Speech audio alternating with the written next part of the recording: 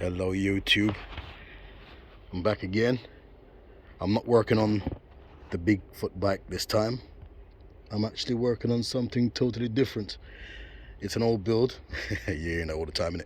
Yeah, it's an old build.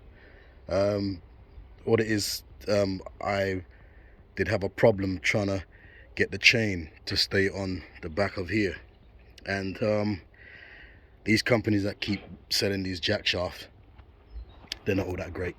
So I thought, let me just try something else myself. As I said, I made one jack shaft on the last bike, the last fat bike that I had there.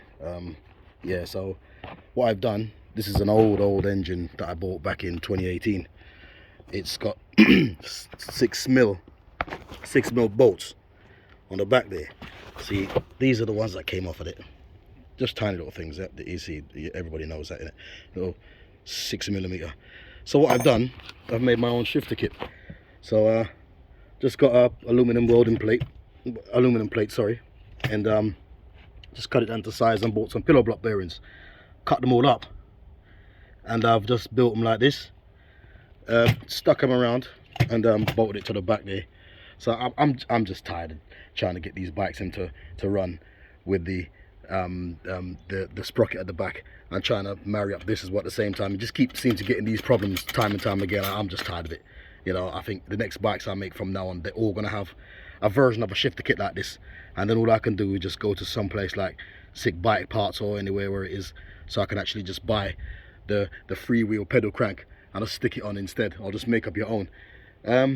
Yeah, so this bike here, this is you know what I mean, I've had this bike a few years.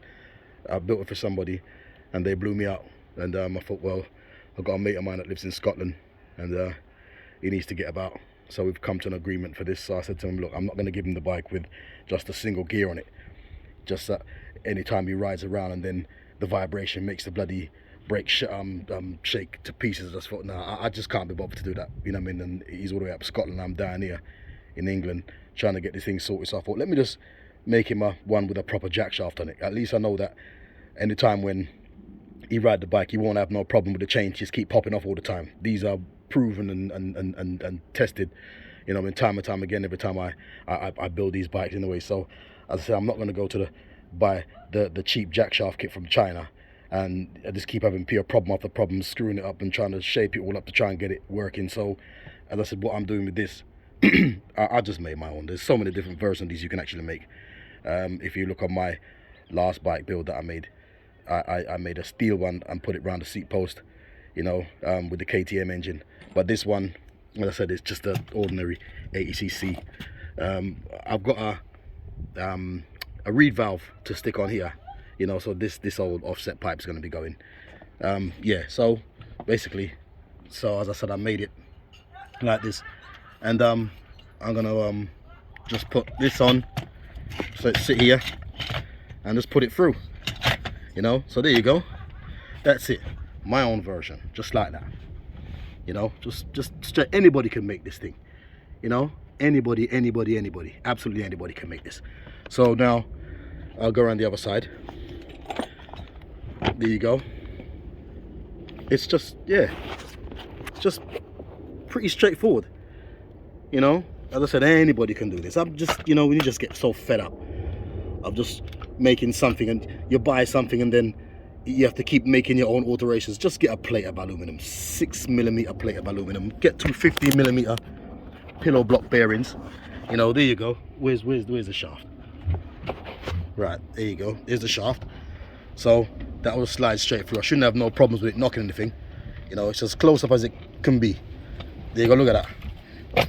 See, straight in there, you know. If I can try and squeeze down the side there, you see, just barely missing the seat post. But as I said, I mean, I'm gonna bolt it all up at the bottom down there. There you go. I've got at least about, sorry about that, 4mm gap down there. Yeah, 4mm. I've just bought these U-clamps. I was going to use 2 and put up there, but then I just came to have this mad brainstorm and I thought, you know what, let me just try it this way. And yeah, so I'll just bolt it in here.